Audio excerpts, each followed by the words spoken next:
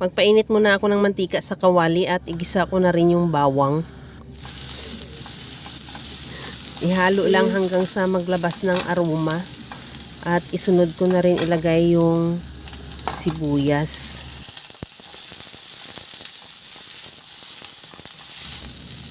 Ilagay ko na rin yung kamatis.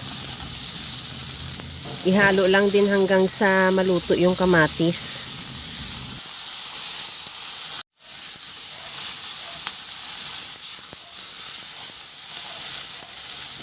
Ilagay ko na rin yung giniling ng baboy or ground pork. Ihalo lang hanggang sa mag-iba na ang kulay o hanggang sa maglabas yan ng sarili niyang mantika.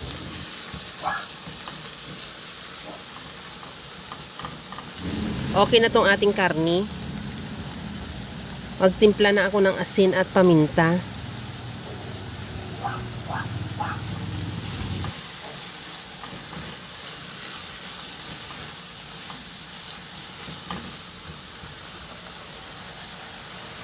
Maglagay na rin ako ng toyo at asukal. Depende sa iyo kung gusto mo maglagay ng asukal, optional naman, pero recommended ko talaga dahil masarap talaga pagka medyo mayroon siyang tamis na laban sa alat. At lagyan ko na rin ng tomato sauce.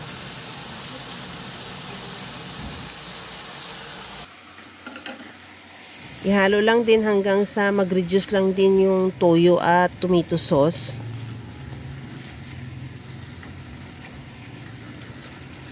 Okay na tong ating karni. Medyo nag-reduce na rin yung toyo at saka yung tomato sauce. Lagyan ko na ng tubig. Nakadepende yung dami ng tubig sa dami ng karni. At takpan hanggang sa maluto lang din yung karni.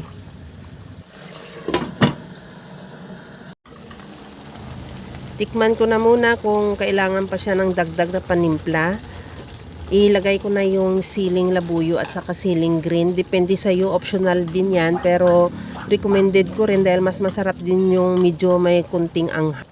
Okay na tong ating giniling. I-set aside ko muna yan. Nagpainit na ako ng tubig at ilaga ko na rin yung talong. Pakuluan ko lang yan hanggang sa maluto.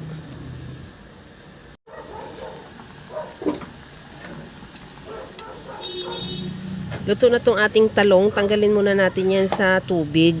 At magluto na tayo ulit sa ating sizzling plate. Depende, pwede rin naman sa kawali.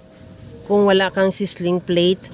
At ilagay ko na yung talong. Hiwaan ko lang yan sa gitna. Bali, 2 piraso lang yung magkasya dyan. Kaya 2 piraso lang din ang nilagay ko. The same process lang din. Hiwaan ko lang din sa gitna yung isa. Okay na tong ating talong. Lagyan ko lang ng paminta at asin para magkaroon naman ng timpla yung talong natin. At maglagay na ako dyan yung niluto nating giniling, yung pinakasos natin.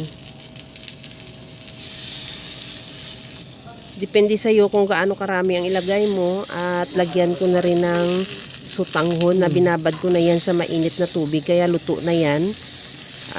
Takpan ko ulit ng ating giniling.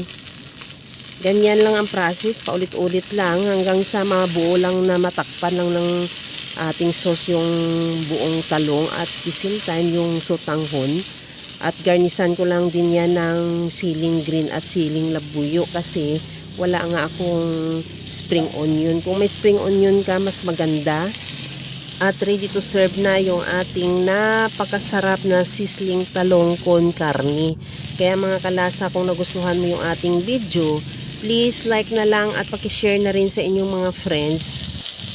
At kung bago ka pa lang sa aking channel, subscribe na at i-click mo na rin ang bell button para sa mga notification. Okay na tong ating sizzling talong con carne, ready to serve na. Hanggang sa muli mga kalasa. Thank you for watching. Bye-bye!